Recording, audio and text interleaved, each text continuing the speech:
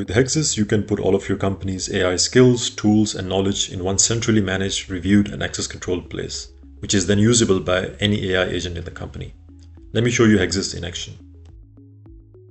So for example, here I want to take the notes from my last meeting, and I want to update the customer hypotheses that I have in the knowledge base. All of this was done using Hexis through the MCP server. First, the agent went and it used the skill that we had designed for exactly this purpose. Then it used the tool to my meeting note taker, and then finally it used this information to update the customer hypotheses that we have in our knowledge base. So how do you get started? First, you can just sign in with an email password that you can self-configure as an admin when you're setting this up for the first time. Then you can paste the link to the repository that your company owns, where your skills, knowledge, and tools will live. And finally, you can paste the access token. You can also set up a single sign-in here if you want to. Once you're in, the first thing you want to do is set up your agent. I'll do it with Claude. I'll just copy the URL that is down here. Open Claude. Open the settings. Connectors. Add a custom connector, and you can give it any name. I'm going to call it Babel Knowledge Base. And then here I'll put the URL.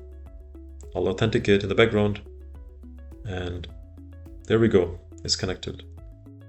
Once it's connected, as a user, you'll see two toggles, knowledge and skills and tools. In knowledge, everything is stored as files, preferably markdown files. You can directly add files here or ask your agent to add one for you. Skills and tools are organized in groups. The one that we used earlier was the go-to-market group, using this skill and this tool. You can also propose changes to these skills, which the admins can then review. As an admin, you can see the changes that people have proposed to skills or knowledge. For example, here someone has proposed a change to this knowledge file. You can review it, and if everything is good, you can go ahead and apply it directly.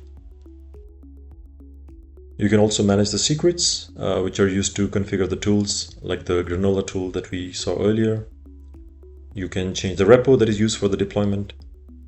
And most importantly, you can manage the roles and members within each role. So for example, here in the product role, I can add someone, like let's say I add Razwan here. And that's it. And now I can go and manage access for each individual file. So for example, for this file here, I can either add a person or I can add a role and share this file, and they can edit this file directly. And there you have it. You have one central place to simply manage all the skills, tools, and knowledge of your entire company.